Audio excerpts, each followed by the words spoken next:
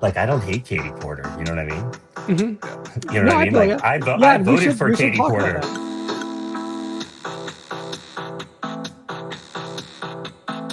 that. Welcome to Team Futurism. Today I am talking with Arun Kumar and Ted McLean, and the three of us have been working on the Zoltan Istvan campaign for governor of California, and we're joining here today in particular to talk about the Katie Porter fiasco because it's kind of funny. We were just talking about the other day about how the gubernatorial race in California is just so painfully boring and like no one's paying attention to it.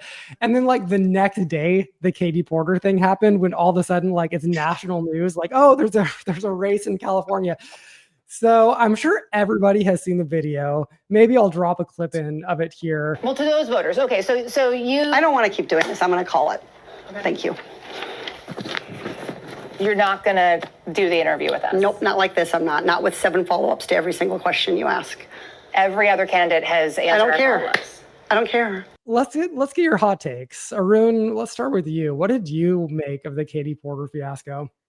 I feel like Katie Porter was always like destined to have a moment like this. I'm just glad it happened fairly soon so people can like pay attention to this race and like some of the ideas we're bringing to the table. But you know, the rumor was out there that she was kind of a horrible boss. And, you know, you kind of also saw signs of that, like when she was on Bill Maher's show and she was talking about Riley Gaines, right? And Riley Gaines was opposing basically trans women in women's sports. And Piers Morgan and her got into this little tiff on the show. And that video, that clip of that segment went pretty viral across the internet, right? And it kind of like put this perception in a lot of people's minds that like Katie Porter is a very unlikable person, to just be frank about it. And I was like, okay, well, she's leading this governor's race. Like, there's just going to be another moment where something like this happens. You know what I mean? Because it was just destined to happen, in my opinion. And then it did. It happened literally like the day after we were talking about how fucking boring this race is, you know?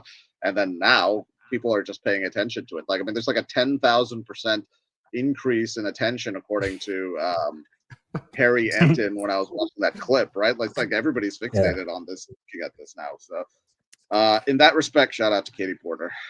Yeah, 100%. And, well, I mean, one thing that's so interesting is this just keyed in on a fact that I've noticed so much recently that like Democratic politicians just kind of like broadly speaking are very often unlikable in one capacity or another, because I mean they are just like the elite technocrats, right? And that's kind of who Katie Porter is. And like there's this question floating around on the internet, like how did she rise to power like in the first place? Like why is she a household name if she has like this kind of like horrible unlikable attitude?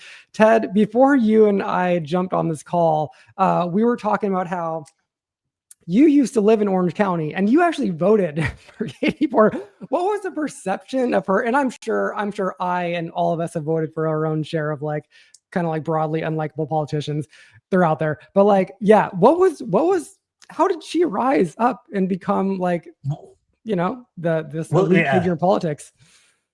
Interesting is, see, I think that perhaps even some of the characterization that you have might even be like part of the entire reason why it happened in the first place and why she's suffering now. That is that like our perception of everything is from these clips that we see, right? Yeah. And so I remember the time that she was running, there was a bunch of clips of her, well, not post running, sorry, when she was in Congress, she would be talking to some executive or someone like that and had this whiteboard and would like talk about how much do you get paid this year? $35 million. And how much is this and that? And would tally it all up right in front of everybody. And so people saw that and, you know, it created a persona for her in the same way that right now it's almost kind of like, I guess, Ellen was another person who is known broadly to be a person. Now, to be fair, you know, this is more news to me in the sense that Arun's reference to like previous, you know, issues with her, like personality being aggressive and all that being true is, you know, is probably true. I wasn't keyed into that piece of it, but I do think that ultimately, you know, there's this yeah, it's just an issue of perception, right? Like right now she's perceived a certain way. And now here's the bigger problem. If the people who want to vote for a person like her don't want someone who is aggressive, right? Whereas, like, you can see a lot of other politicians who act exactly like her. I mean, look at a Trump or anyone else who is in his image, right? They have that same exact kind of attitude about being aggressive and telling people that they're ugly or stupid or being extremely, whatever, get out of my shot, you're dumb. Trump's walked out of interviews many times, right? But the people who like him, they don't fault him for that. They see that as a sign of strength.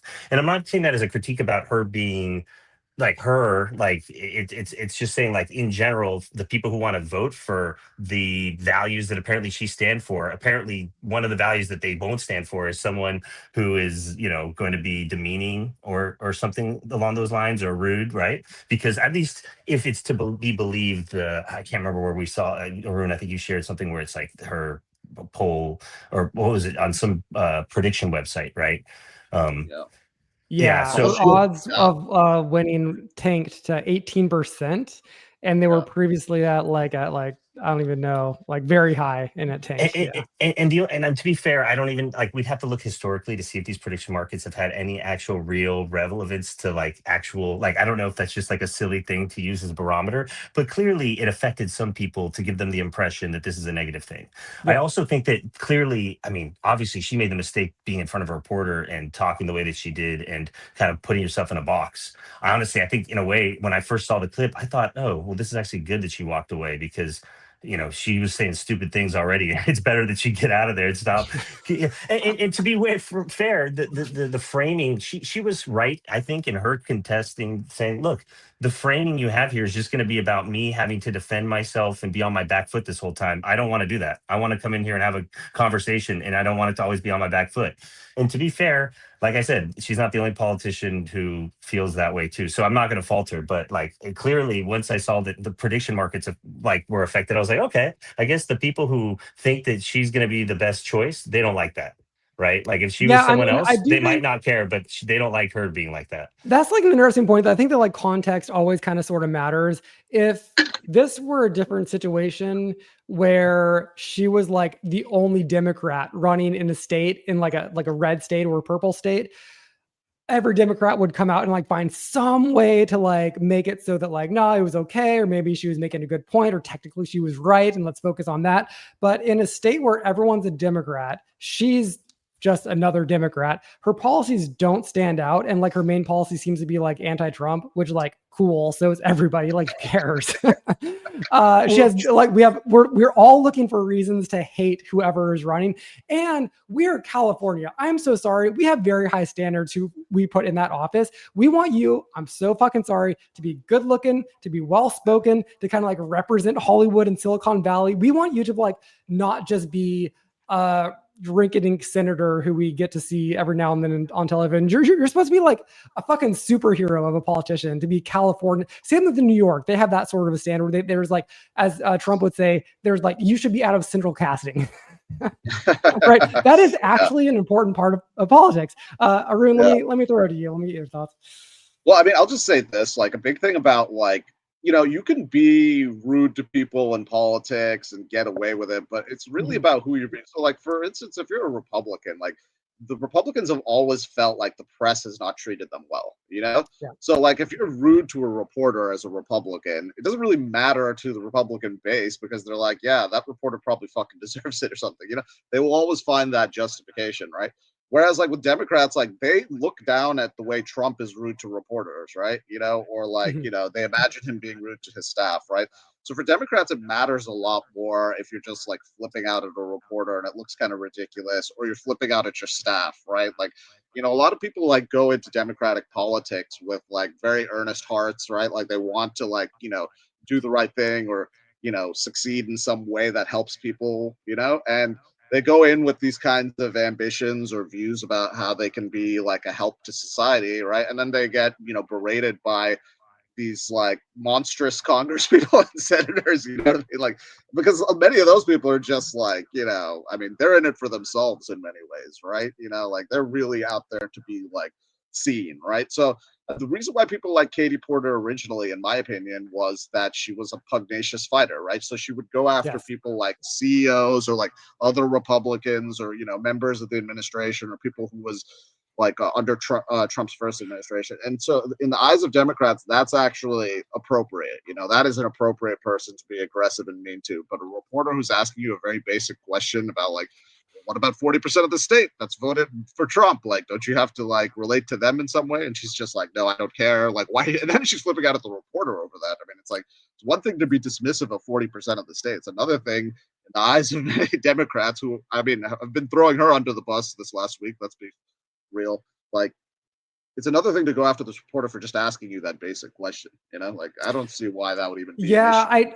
The streamer Vosh, I was listening to his channel the other day. I like his commentary sometimes. I do not agree with him hardly at all, but like I like his commentary. I find him entertaining.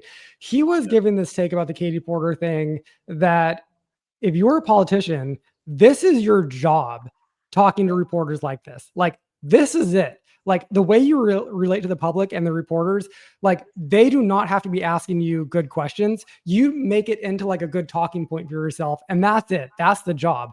Like, she did not show up to work today to like when she was like sitting in that interview. I think that that's kind of a good point.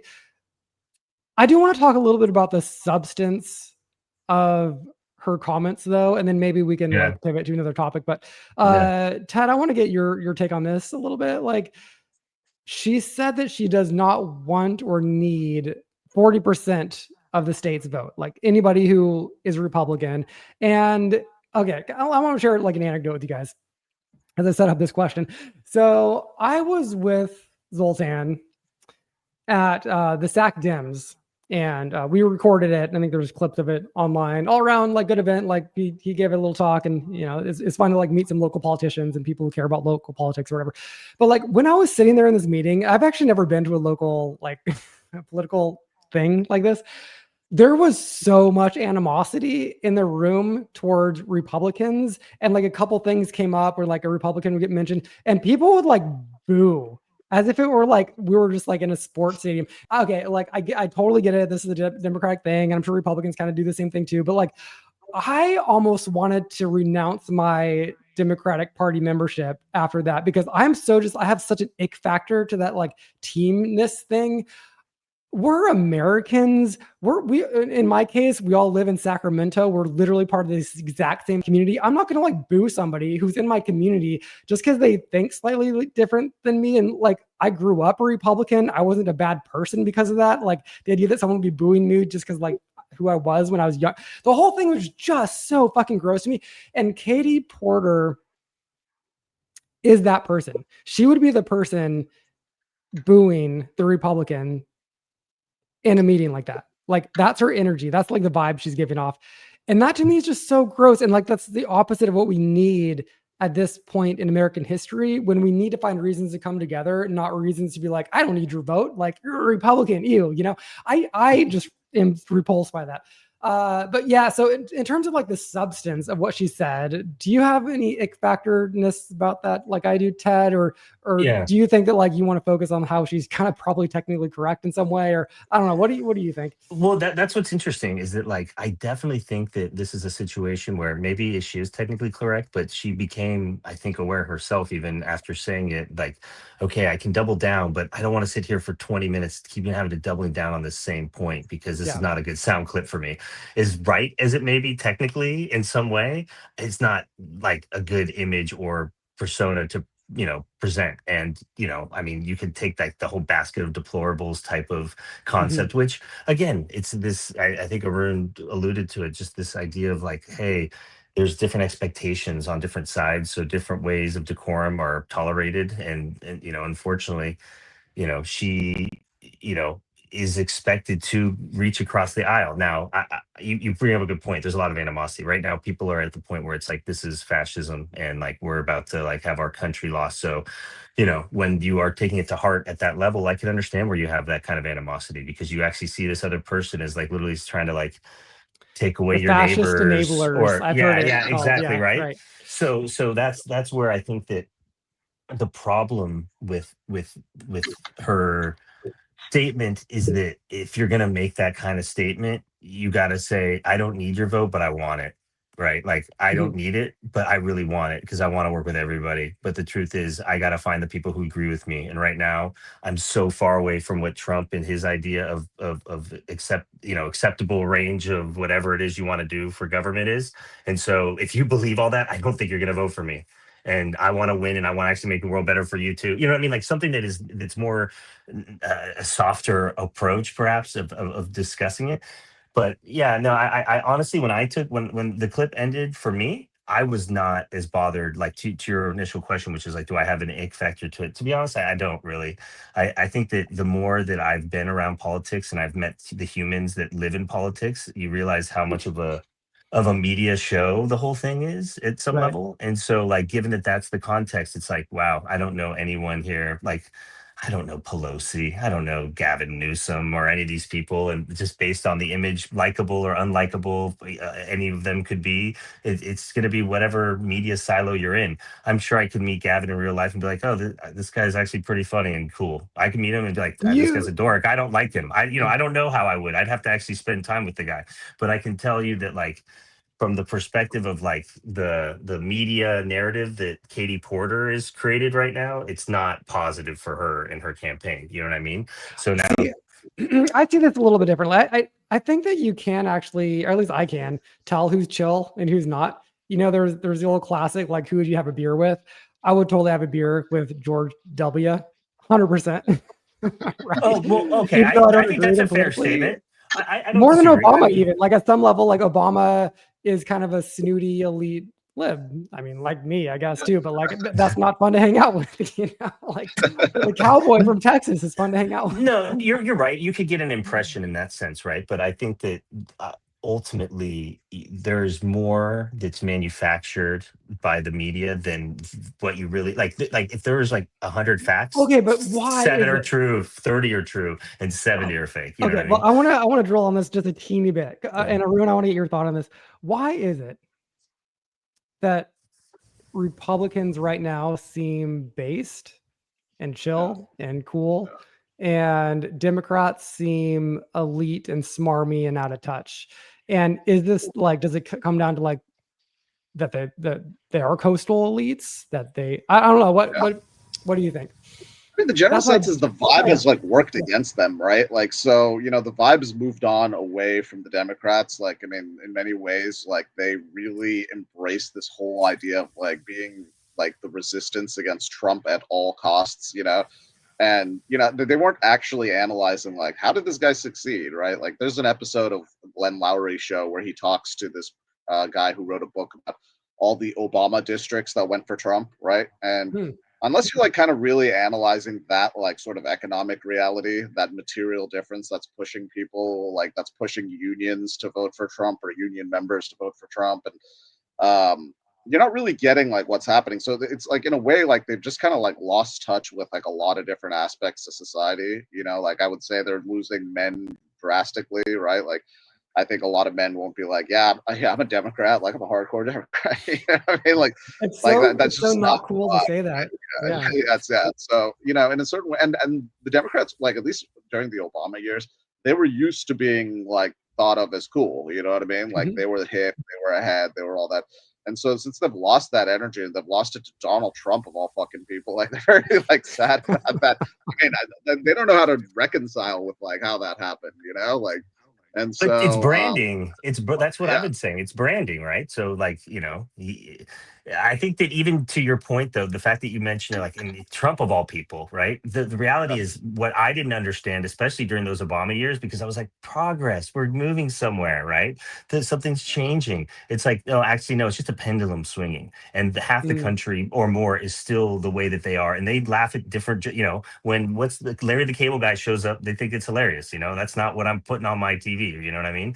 And so, in that same way, Trump appealed to a lot of that, that and other subsets of that culture. And as he kept coalescing different, I mean, before he was elected in the primaries, he was not favored by most people, right?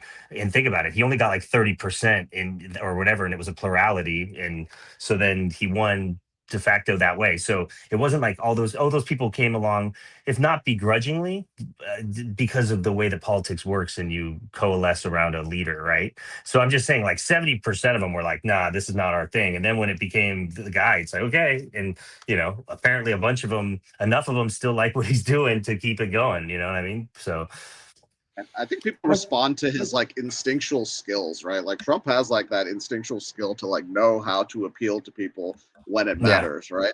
Whereas like, you can just imagine your average Democrat's like, well, okay, what do I think? Let me go A/B test it. This has to be a data science experiment. You know what I mean? And it's like, most people aren't like that. You know what I mean? It's just like, hey, like, what do you really think? Like, even if you're evolving in what you think, they'll recognize that in you, like they'll be like, hey, like this person isn't like totally like attached to this thing.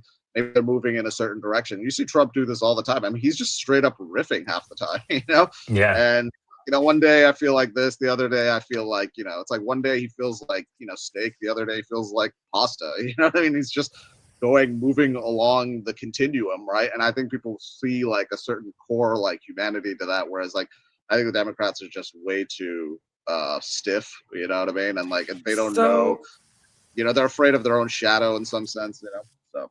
Yeah, well, I mean, I do think that Trump is kind of an anomaly in how extreme he is with his wishy-washiness and speaking off the cuff and that sort of thing. But Mom Donnie's a pretty interesting case, right?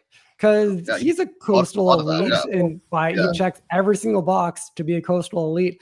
But he also seems like very relatable and just has a personality that's just like chill. And what's interesting about him too is he will say these extreme things in like clips and online, and it will get attention. But then when he comes onto a podcast, he will kind of like dial it back and make it sound more reasonable. And he won't ostracize the people who disagree with him. So he'll do a thing like the lefties, like the far lefties, hate the abundance agenda, right? Like the Ezra Klein abundance agenda. They have this mega ick about it. He embraces it and says what he loves about it. And so, but in a way that doesn't turn off the far left, but also like kind of wraps his round around the normie Dems. He's doing a lot right, I think, with that approach. I agree. 100%. I agree. I think another thing that he's got going for him is that, the other side is pretty deranged about him.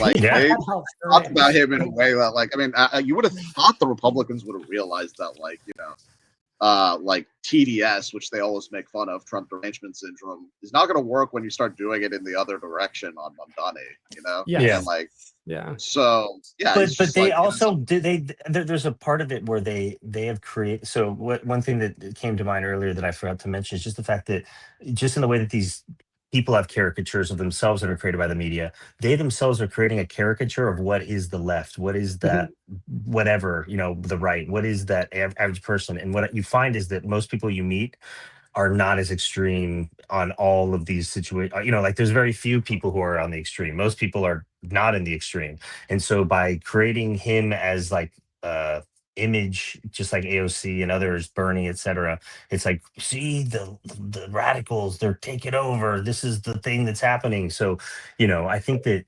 the branding of part of what is successful, especially on the Republican Party in general, is their branding mechanism. They're able to brand so much, especially the things that they represent. They're very definitive about it. Like they're just like, no to killing or no to abortion. Yeah, to the death penalty. Yes to this, no to that. It's like very definitive. Right.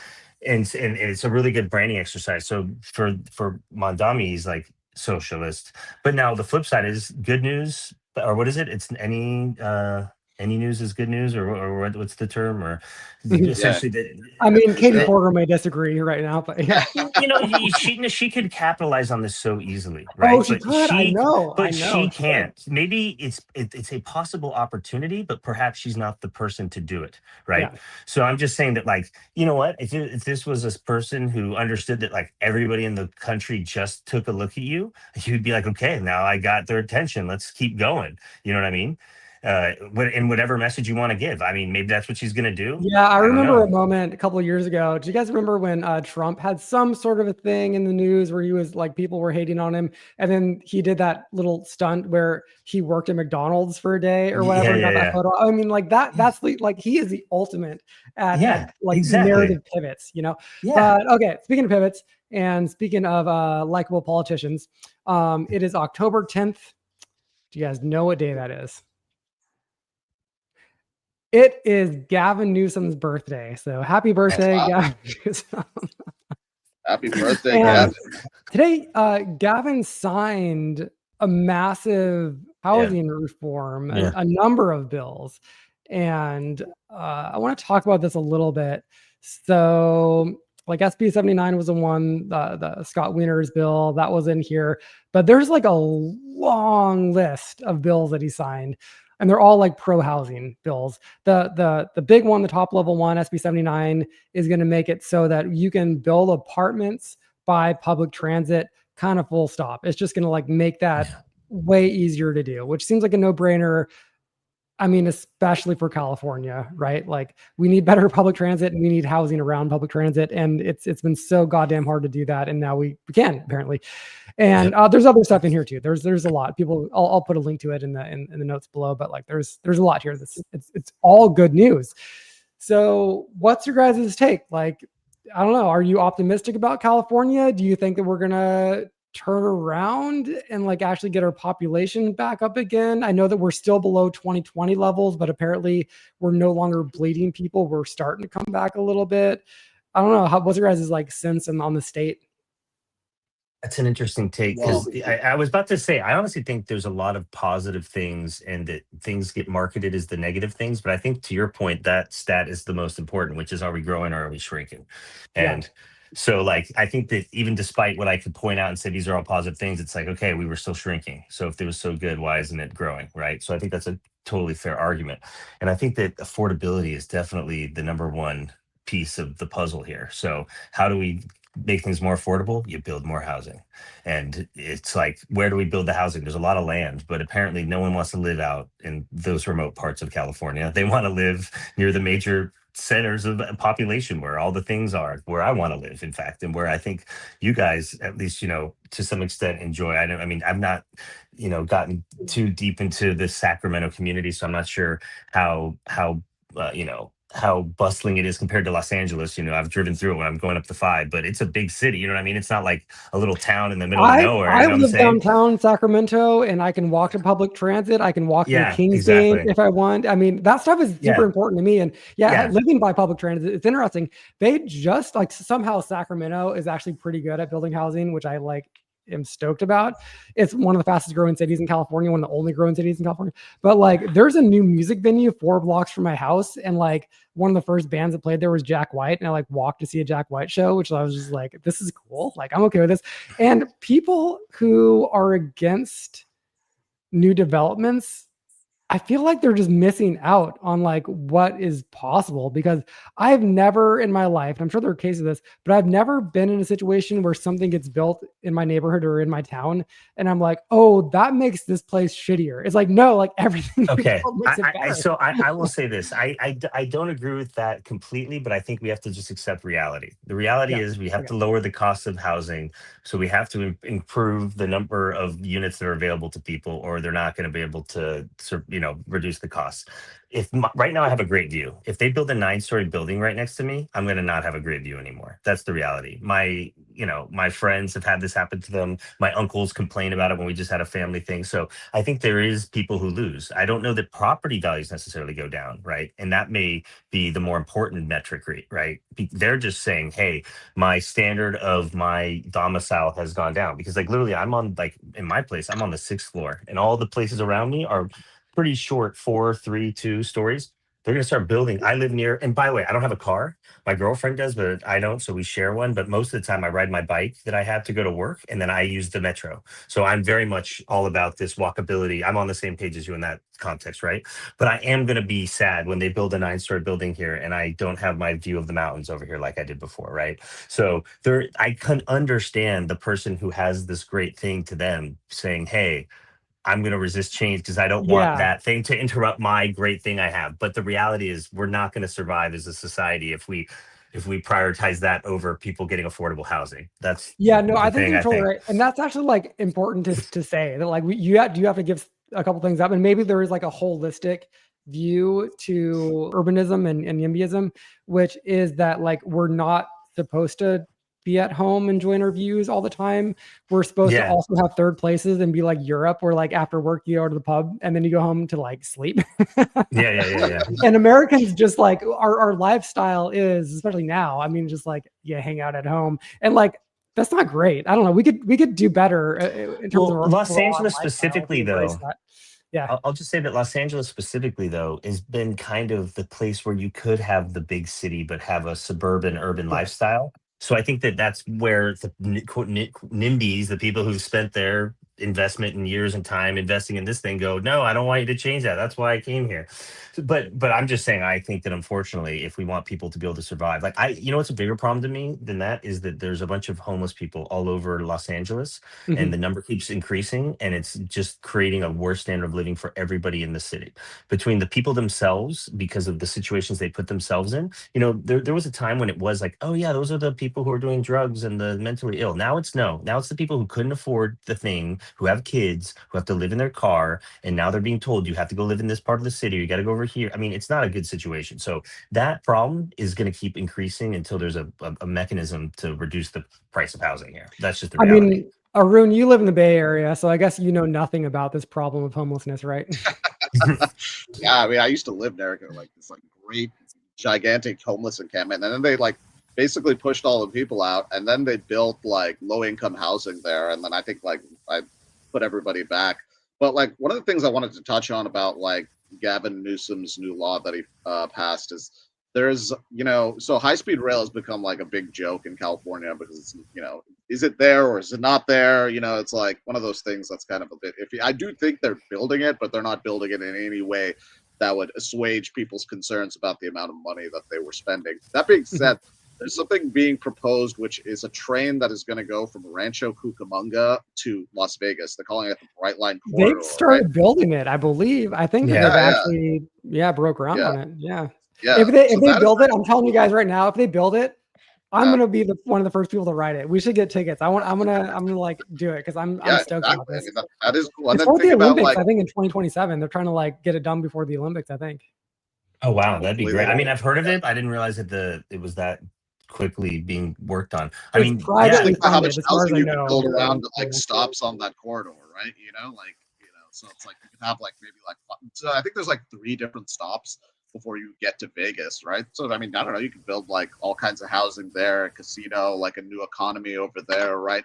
Like people could really thrive around that when they're going to Vegas, right? And so that seems to me is like, why not build some like new interesting economic corridors, right? That are built around these like high speed trains that go to other states essentially, And so I think that may be like a dynamic that they should really start looking into. I mean, actually, I think they already are, but this is what we need, guys, is we need something to be excited about. Just even that you just articulated, because Californians, our whole mindset right now is fixing problems and fixing problems and fixing problems. And it's never like, I'm stoked about this new cool thing.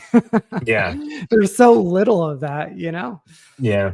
No, I agree with that. And I'll even say that, like, if you think about it, the build it and they will come type of mentality. I mean, when I first lived in Los Angeles, I lived in an area where I could use a subway line that was built in, I think, the 90s. And I was there in like 2010-ish time zone. So it had been there some time, but I would use it to go downtown and actually go to the Union Station to get the bus to go to the airport. And it was really convenient for me. And then when I came back years later and moved, I think like 7 years later, that had extended, not just that line, but there's a whole series of lines that had extended through to Santa Monica and like where I used to go to work now, and like different parts of town, and they keep extending. And now this bill could only exist because of there was a lot of fighting and discourse, and there continues to be a ton of fighting and discourse, because I think LA's got the largest expansion of a metro line system in the entire world right now, because of like all the work that's being done in the last like 10 years and what's trying to get finished by the end of the Olympics or before the Olympics. But at the same time, every single time you do it, it's like we have a people mover project at the LAX that I've been waiting 2 years, and they just keep pushing it off and pushing it. It's supposed to be ready like this summer, and now it's going to be December, early next year. And then I just read something that it's going to be next summer before the World Cup. And then it's like, what the hell? And it's bureaucracy, I guess, to some extent. There's a big litigation piece. So it's just, to your point, there's nothing effective that can seem to get done. But then you see this glimmer of hope, like SB 79, where you're like, okay, all this work and time actually is going to pay off because now people can build around all this shit. And in Mhm. 20, 30 years, hopefully a bunch of people living around it will feel just like I do walk, because where I live, I walk most places and ride my bike and do that where I can, right? Hopefully most people can feel like they can do that because of this Or thing. there's always Austin, Texas too, I guess.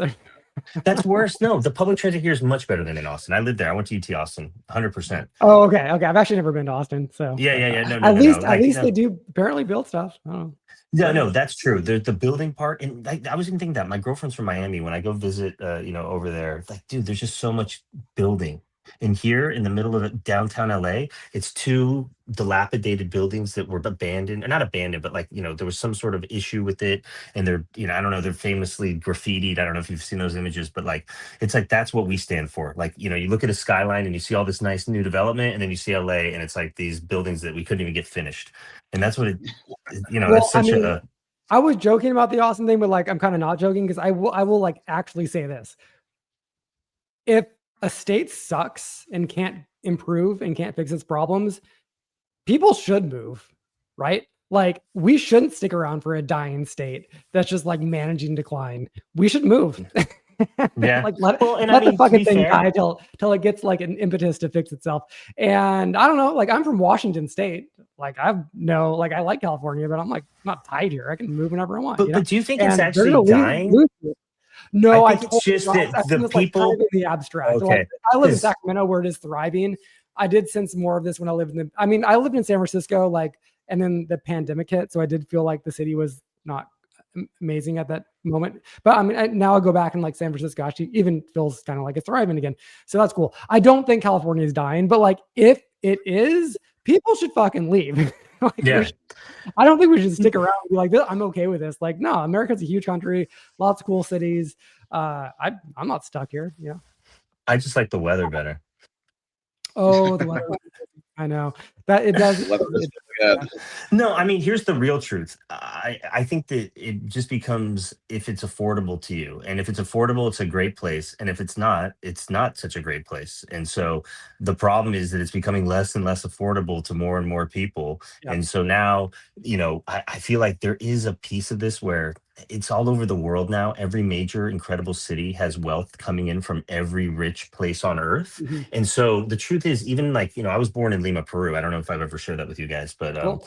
you go there and there's rich people spending extreme amounts of money on apartments, just like in Los Angeles. Not everywhere, but in a very specific place where wealth has been injected by the wealthy people of Peru and maybe some other surrounding countries who wanted to save their money. But the truth is, in America, it is a pretty safe place to have a lot of your money. So there's just so much that gets put here. So you just have so much wealth from all over the world coming here. So it's not like just competing with other Californians. You're like competing with everybody on earth trying to come to one of the largest economies with all this opportunity. And when you think about it that way, nominally, there's just so many rich people on earth. Like for every, it's like I just walk around here and I'm thinking, okay, how many hundreds of thousands of dollars in rent is just this one building? So how many billions and trillions or whatever, I don't know what number, it'd be interesting to understand what value it is of rent is being paid just in this, 10 square miles of where I live. It's got to be astronomical. And so the way that happens is because there's just so much wealth to be able to do that. And so those people who are at that top, and you're like, oh, well, that's only it's like the top 10%. It's like, yeah, but this is like one little coastal part or a couple coastal parts of one part of one country. You're talking about every wealthy person across the entire world who's like come here. So I feel like there's some amount of displacement around that, where even though the affordability keeps going up, it's like, oh, well, I'll just go there. Oh, cool. Now I'm a rich person from wherever. I can now get an apartment there because all these people are, and so it's not like, oh, just because these people are moving out that now there's a bunch of empty apartments that like, oh, there's no one to rent. There's actually someone right behind who goes, oh, now there's an opportunity for me. And that's why I think part of our problem is here. So I'm going to pivot to one more topic. I can't have you guys on without getting your comments on this. I'm going to share my screen here. Okay, so Arun, we were texting about this the other day, but okay, so there's this post, right? It says, "Good game, everyone," and it's like the red line is the S&P, and then the white line here is the total Job job openings, and then like you see this line here, this is ChatGPT released, and the exact moment the lines diverge and like job openings tank, and the S&P keeps on going up, and up.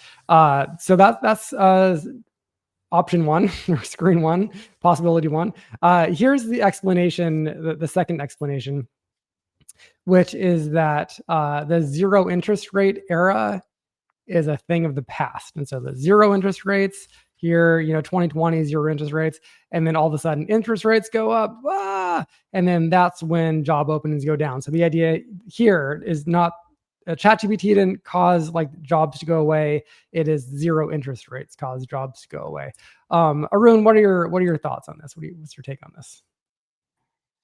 Well, I just think when people bring up interest rates, it's like their way of like kind of avoiding the topic, which inevitably is that like AI is just ultimately going to replace a lot of jobs. They are finding ways to like innovate in all kinds of unique ways with agents, right? And so AI agents are going to be able to do a lot of different tasks. And so people are always just looking for like a standard economic response. Oh, it's just about interest rates, or it's like, something that like their Wall Street Journal mind like hopes is true, right? And like to me, like when people come up with the like interest rate argument to this, it's just like they're trying to find any excuse to not really deal with the truth, which is, in my opinion, and I think the opinion of many people, is that like artificial intelligence and robotics are just going to replace a lot of aspects of human labor, right? And there's just no getting around that, and the economy will do better because of that, because in a way we are kind of a weight on the economy. People are always like, oh yeah, you need great people to build your economy, but do you really need great people anymore? You need great human capital when you have robots that can work 24/7, and you have artificial intelligence that's smarter than any other human, so yeah. What's interesting for me about this is there are certain jobs that I just see it's a no-brainer are going to go away. Like Andrew Yang was talking about call center jobs going away, 8 years ago, and there's no way they're surviving. A lot of writing jobs going away. I mean, Hollywood itself is probably gonna need like a tenth of the people making the work. Yeah. Other jobs, I can't wrap my mind around what how AI is going to impact it. And maybe AI can completely do any given job 1,000 times more, but maybe for whatever reason, we have like, there's some like nostalgia for the human call center person. And so even though they're not needed, maybe they're there, maybe not for the call center, but for like other jobs. I don't know. Like maybe you want to support the fast food chain that still has a person there or some, I mean, I just don't know. Like, I feel like at some level we don't know yet. Am I just being a fence sitter about this, or like I don't know. Think like yeah. I mean, there's a lot of things, like, for instance, a lawyer or an accountant. I mean, those are very basically like rules-based type jobs, right? Essentially, right? And you could kind of create an LLM that'll be able to process and do a lot of that type of work. Entry-level lawyer jobs. I don't know why anyone would hire an entry-level lawyer right now. I've been to law school and like I've done some of those jobs. Everything I would have done, like AI can totally do 100%. I mean, that's another job I see. I don't disagree with that sentiment, but I also think that there's going to be some delta on the other end of this of what gets created from it that we just don't know yet. And the question is, can the person who is, let's say, driving the car that the Waymo takes over do that job? Like, I actually think there's probably going to be a lot more. It's just like, for example, before the iPhone and the App Store, millions, if not billions of dollars of revenue from all these, maybe, I don't know, we're at trillions at this point, but like, there's an entire ecosystem of people that create an entire development platform for all these different applications that now there's millions of people getting work from. I'm just saying, it's like there's a bigger ecosystem that was created from it than was necessarily destroyed from it, right? So like the people who used to print map books are no longer, because now we just have Apple Maps and Google Maps, you know what I mean? So it's like, they're gone, but now what did we create? Like everybody can get anywhere they want as fast as they need to, or as fast as humanly possible, in a sense, because they have exact directions with to the minute everything. And the how much that enables people in terms of productivity has much outweighed the people we lost making the maps. The problem here is okay, that's fine if it's just a small segment of people or over time, like maybe the coal miners in West Virginia or something. But what happens when it's like 30% of the population? And so that's where I'm unsure. Like, how much of this is going to be, wow, 30%? Like, because I think the Great Depression was like 25% unemployment or something like that, right? Is it going to be at that extreme or not? And so now, how can we put things in place so that when we get to that inevitability of the shift, that we can shift gracefully, right? I mean, that's why I'm a proponent of UBI personally, but like, I'm not really for the teach people to code or whatever Yeah, I mean, restructuring processes are. one thing that's interesting about the UBI scenario is that I feel like people are actually like super good at coming up with new jobs. They're just not super good at coming up with new jobs that pay anything. So we're an example right here. Like I spend way more time watching like YouTube videos and like listening to podcasts than I do watching Netflix movies or any sort of movie, anything that makes money. Like most of the things that I watch are like smallish YouTube channels or maybe sometimes big ones, but like by and large, the people I watch aren't making huge paychecks from what they do. Right. And it's like, if Hollywood kind of sort of goes away, I don't think that like the YouTube creator space is going to go away. There's just not going to be like the money there necessarily. And so maybe you just need the UBI to come in and fill that gap or something. And maybe that's a parallel for other parts of the economy at some level. I don't know. It's interesting. It's interesting. Yeah, I will just say that. Well, I'll just say one last thought, which is that, like, if you think about it, so like, what was Hollywood? It was because you had enough talent and resources to do what it took to make these films. They coalesced physically around locations, right? And it took not just a recent, like it's recently with generative AI and all these things that are changing the way that film works. You bring a really good point that YouTube and these types of platforms are like the number one consumer platforms for people now, right? It used to be, hey, everybody went and looked at a tube that was displayed in front of everybody and you had to sit and watch. There was no reruns and you were ingesting this. And now it's like, okay, we're able to literally anyone on earth can afford to have a phone pretty much because you can even get like a $50 or $100 phone now and it can take a video. And if you really want, you can make a video and upload it to YouTube, right? And so like literally almost billions of people can do what it took a small subset of people to. Maybe not all billions of them can make a whole production, but now with the generative AI, really they can, right? So it's democratized this thing that's now, it's like it used to be a thing that's specialized. Now it's like, okay, everybody has the ability. So I think the same is going to be true with these generative AI tools. Like all these things that are going to create general intelligence for us are going to just make it so that like it's like inevitable that you can all these access to things that are and knowledge will be one of those things like you expect there to be water in your sink, you expect there to be lights in your in your electricity and whatever, right? You expect there to be certain standards. Like you're going to expect that like knowledge is available and cheap and available. Like it used to be scholars who used to have books that who could write. I mean, like if you go far back enough and like they were able to like teach the people and talk to them and tell them stories or whatever. And now it's going to be like, no, it's democratized, everybody has access to it, and that's going to fundamentally change our expectations, right? And like what it takes to work and whatnot. So anyways, I kind of went on a diatribe there, but yeah, I want to get your thoughts on this one more time, Arun. But like here's just one more little piece of this to chew on, is that I feel like we are in such a strange time right now where every time I go online, I see all of these stories about how, oh, this radical new experiment happened and like it made mice or monkeys live way longer.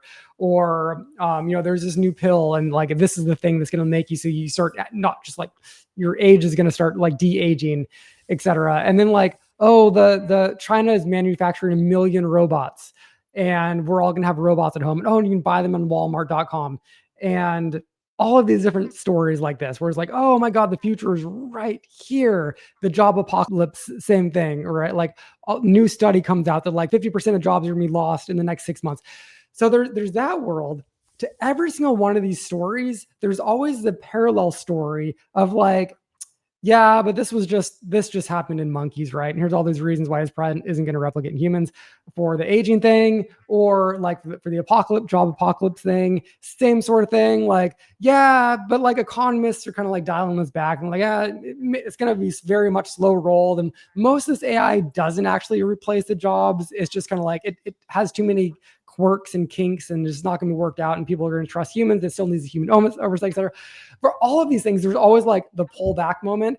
And in the meantime, Oh, and one more note on that, like Elon just like is not going to release the Optimus all of a sudden. He was going to like release thousands and thousands. Now it's like not going to happen. Like another like Elon like fail thing. It's like, Haven't heard that one. That like just happened. I just heard it on the Pivot podcast before we started recording here. But like, and in the midst of all of that, I still have my job. I'm taking 0 pills to de-age myself. And I don't have a goddamn robot. And like, let's be real, I actually don't want one. So like my life has not changed at all. Like 0% has my day-to-day life changed and like at all, right? Despite all this news and all this chaos. I guess I use ChatGPT or something. So it's kind of like a better version of Google, but like literally my life has not changed. When, Arun, is my life gonna change? Well, maybe you won't notice it, right? I mean, it's like it starts trickling, and it's just like, okay, you see like one thing here or there, and you're like, okay, maybe this isn't actually a larger indicative of a larger trend. But then it just happens all at once, right? And so that's, I mean, I was just in San Francisco the other day, and half the cars I saw were driving themselves. So, good point. I am never going to ride an Uber again in San Francisco. Waymo's great. So yeah, you're right. It is really good. That's a good point. There's that other one, Amazon Zeusk or whatever, and that thing looks. They have it in Vegas. I saw. Yeah, this is rolled out in Vegas, I guess. Yeah. Okay. That's a good point, Arun. That's a good point. All right, I've experienced that. Yeah, so like you're gonna start seeing it. It's just like who the early adopters are, and then eventually it just like becomes ubiquitous, right? I mean, Teslas at one point in time were thought of as like a very unique car. You'd see them in Silicon Valley or maybe LA. Now they're all over the place, So it's just gonna kind of keep coming at people, and I don't know. Like, I think the change is gonna be much more rapid. Like before, it was like, oh wow, there's this new cool electric car that looks nice, which is the Tesla.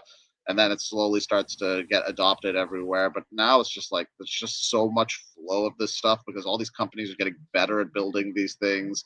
They're becoming much more efficient. The economic models are coming into fruition. AI is too big to fail. Let's be real. You know what I mean? Mm-hmm. So they're not going to let that go anywhere. Right. And so, basically they're going to have to keep showing use cases that are going to improve people's lives. Right. And that is going to happen, much more quickly than people give it credit for. So yeah, I mean, I guess like, you can have a pretty Luddite experience, or I don't want to use that word, but like you can have an experience where you're just like devoid of technology. You know what I mean? Like there's some people who don't even have a cell phone. Like there's. So, well, here's a question. Oh, I'm curious. Do you think that if there is a robot that gets released that can actually go and do all the things that you do in your house effectively, whether it be cleaning, whether it be cooking, whether it be even let's go extreme, like it can repair stuff. You tell it, hey, go do this thing, and it can go do that for you.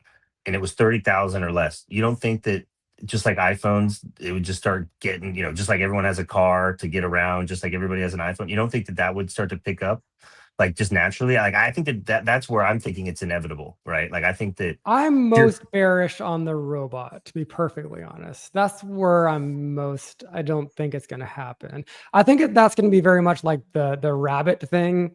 That we were going to like not have a cell phone. You're going to have this rabbit that you talk to, and it's AI. Yeah, I actually have one of those. And but it's like it didn't go anywhere, right? Same with like VR goggles. It's a thing, but it's kind of a gimmick. And like now, Meta doesn't even talk about it anymore, and neither does Apple. And it's always going to be here, but it's just a gimmick. I see them in that world. They're going to impact our lives, I think, in terms of manufacturing and practical uses. But like, my wife would never own a fucking robot. Like ever. I mean, and most women are like way down on technology. They're just not into it. I read an article about this the other day. It was fascinating. I don't think women are going to want a robot around, and that's half the population. I don't think it's going to happen in the way that like. So and the fact that Elon just like is not doing it. But you do think that, for example, like, I mean, the Waymos that are driving around, the little cars that take the food, your Roomba in your house, maybe even like all the other little gadgets are like those will be continuing to increase the number of, like, I mean, in other words, there wasn't a Roomba 20 years ago, and now there's like a bunch of different types of things that can come around and clean your house. It's a specialized robot. It's not a humanoid, but I mean, like you see that those types of things. I think that's great. You can now control. But I'm saying you can also Specialized control things, your yeah. stove. You can make your drone. So like I just think that like it's just a sea change of opinion over Did, time. I think that at a price point when it can do so many things for people and it actually can do it, because right now to your point, they're not actually as effective or capable as they claim to be. And if they right. can get past that point, I just think it's inevitable. It's a question of whether they get past that point in the next 5 years or if it takes 30 more years, because, just like full self-driving or all these other problems that they were going to solve in 12 months or in 6 months, or, it's like, okay, you're not actually solving the Okay, problems let that me you let thought me you make were. my case like a little bit harder. That I do have to go in a second here, but like Arun, I want you to get your take on my doomer take on the humanoid robot. So I watch a lot of sci-fi. I watched every single Black Mirror episode, etc. Right? Like new thing comes out and I watch it. I can't think of a single sci-fi movie ever where like a normal family is just hanging out and there's just a robot there that just like does the chores and does whatever robot would. I've never once ever seen that. And like real life does mirror what happens in movies and in TV, because like the people writing that shit are putting themselves in like the mind of what's gonna happen in the next couple decades. It's never once been represented on any TV show or movie I've ever seen ever, and that's Star indicative of this Wars? maybe not happening.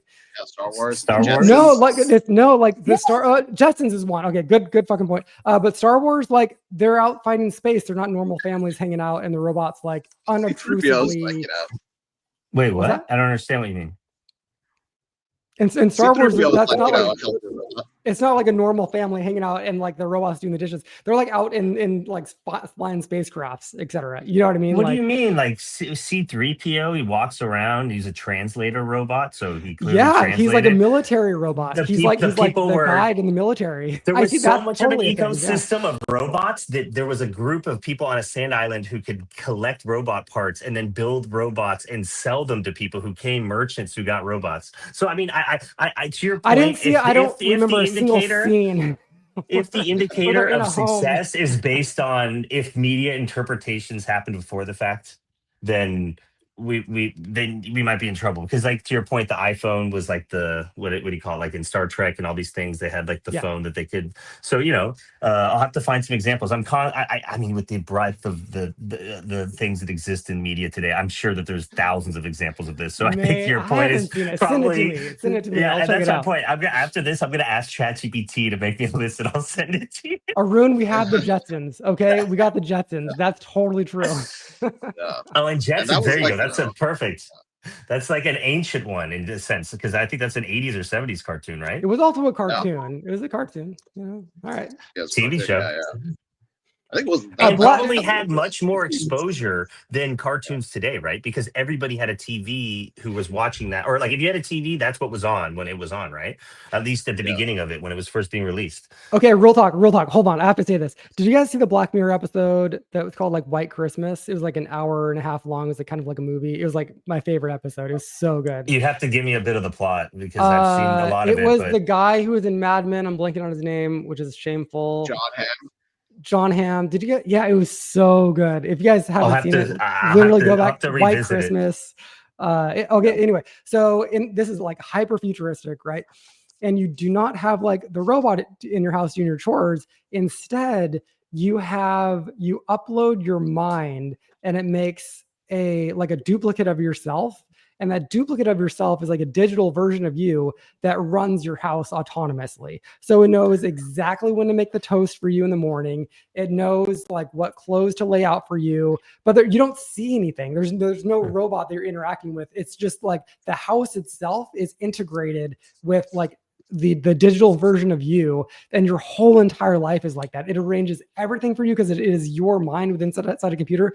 That's fucking rad. And like, that's cool. Like, I'm into that. That's probably gonna happen. But is it trapped in that? Like, do you not realize that there's a personality, yes. as it And were, then that's like trapped inside? Is that what the plot is? Okay, I guess I figured that's that the plot. out. And then like that person gets tortured, etc. You know, that the digital twin gets tortured. Yeah. Well, I mean, I think that to your point, like what's interesting, and like ChatGPT is a good example of this, is that you have a trained model. You can have the same prompt be sent to that model and get a bunch of different results. So in a way, like if you really were to extrapolate what would happen in real life, if you were to take your personality and thoughts and it was like in this moment in time and put it into anything, it would be not, it would be probably consistent, but not exact, like duplicative. You get what I mean? Like if you asked it the question, it would generally probably give you the same answer because it believes the same thing, right? But at the same time, it's like, okay, maybe I'm wishy-washy, and so the thing is wishy-washy. You know what I mean? And so now all of a sudden, like it isn't consistent because I'm not consistent. You put me in it, and it almost creates not the idea. Maybe if I'm a really organized, perfect person, I would be able to do that for myself. But like if I were to duplicate myself as I am today and be like, take care of me, I'd probably be a bad caretaker. You know what I mean? And be like, man, my house sucks. All right, Arun, I'm going to give you the last word on the robots. I'm just picturing like robot politicians on stage duking it out. You got like your Gavin Newsom robot, your Katie Porter robot. They're having a debate. I don't know. The future could get real weird if this robot thing happens. But yeah, I want to get your final take on it. Well, I mean, I do see a lot of people like going into the robotics world very heavily. I think there's a lot of money flowing in that direction. I think Google has put out a lot of interesting stuff about some of their adventures on robotics. They sort of view this as like, I think, a loss leader for them, but like really what they're going to do is like gather a lot of data to like, really enhance their AI offerings and become more integrated into people's lives. So, yeah, in my opinion, like I do think that they're pushing really hard. I mean, Elon has this vision of where he wants 100 billion robots, right? I mean, there's 7 billion people in the world, right? So like a lot of the economy is just going to be done by our new clanker overlords. So Hey, well, if it happens, it could be very interesting. And my least favorite thing is boring future scenarios. So, and it does not sound boring. So I'm into it. Cool. Well, thanks, guys. Great talks. Glad to have you on. And yeah, we'll talk again soon. Sounds absolutely good chatting. Good chatting. Bye, guys.